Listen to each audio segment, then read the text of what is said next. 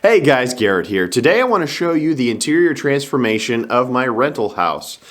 It's pretty good. I gotta be honest with myself. I did a good job. If you missed what that looked like before, check out this video right here. And if you want to see how the exterior turned out, check out this video as well. But today I want to show you some of the things that I did, as well as a full tour of that house. Besides getting rid of all of the junk that was left over in that house, yes, had to make some trips to the old dump.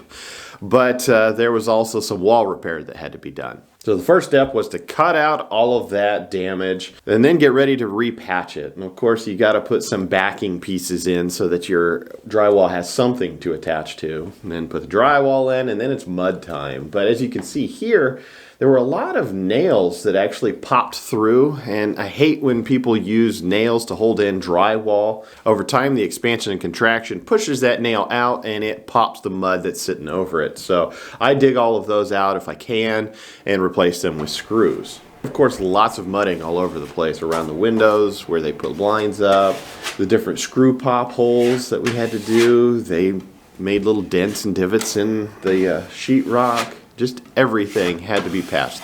If you're wondering what kind of compound we use to fill cracks and holes and all that kind of stuff, we use this Quickset Light 90 for the first coat. The good thing about it is it's great at filling holes, it's great at filling cracks, but it dries pretty quick, which is good. However, it dries really hard, so it is tough to sand. So we use that as the first coat, and we use this as the second coat. This is a lot more workable, but it definitely takes a lot longer to set up. Then I had to paint the entire house. It took 8 gallons of Sherwin-Williams Promar 200 to be able to do this, and that's with 2 coats. Don't forget those 2 coats. You want both of those coats to get good coverage, but it's worth it to do. Everything looks so clean. Even the garage, I ended up putting 7 gallons of Kills. I sprayed it all throughout that garage, and it looked a heck of a lot better afterwards. Had to replace a cartridge in this shower as well as the shower head. I replaced the faucet as well. It had a problem. Put in a transition strip between the tile and the laminate flooring. Replaced all of the locking door hardware. Replaced this door. It had a bunch of holes in it. Had to paint every closet door that was white, 2 coats, as well as all of the built-in storage areas. Had to regrout some of the entryway as the grout before had cracked and popped out. A bunch of vents had to get replaced as well. They were either rusty or just really ugly looking. And then you get into cleaning, and oh my gosh, there was so much cleaning to do, and the dust was just incredibly thick. Oh man, my kids even got involved. Both of them are masters with the shop vac.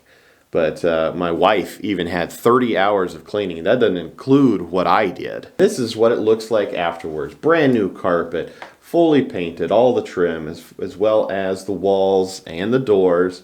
Looks great. Here's another bedroom in the basement. Same thing, exact same. Paint, flooring. Those are the built-ins as we go into the living room downstairs. It does have a fireplace. Of course, painted the whole area as well as all of that new carpet and a deep clean. This is a storage area. I had previously replaced that HVAC unit as well as that water heater, so the major systems were in really good shape. I also installed all of that PEX manifold system. This is the basement bathroom. I did have to replace all of the controls for the shower as well as the shower head, but really beyond the paint and the cleanup, this was pretty easy. Now we're going to head upstairs. I did have to do some grouting, like I said, in there.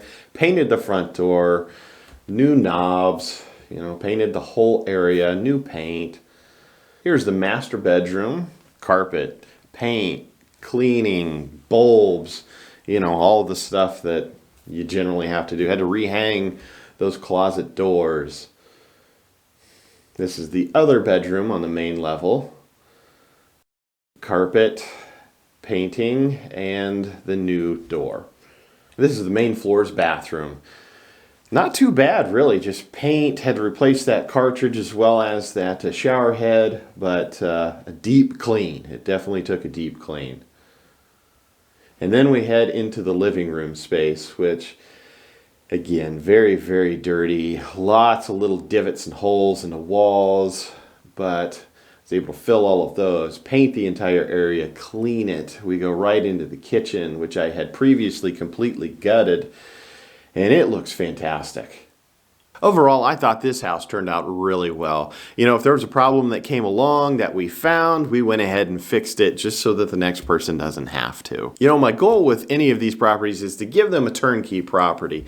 There could be a cosmetic thing that they want to change or whatever, and that's typical of any new buyer. But you know, I don't want them to have any problem with water leaks or plumbing issues or major system issues, and make sure that all of that is taken care of before it ever hits the market. And of course, this house did hit the market, and within 10 days we had multiple offers, accepted one of them, and we have since closed on this property. So the next video is going to be the entire breakdown of the acquisition costs, the initial fix-up costs, the renting of this whole thing, the fix-up again, as well as actually selling. I'm going to break down all of those numbers for you so you can see a real life example of buying a relatively cheap home, fixing it up, renting it for a while, waiting for a hot market, and then selling it. You can make a lot of money doing it.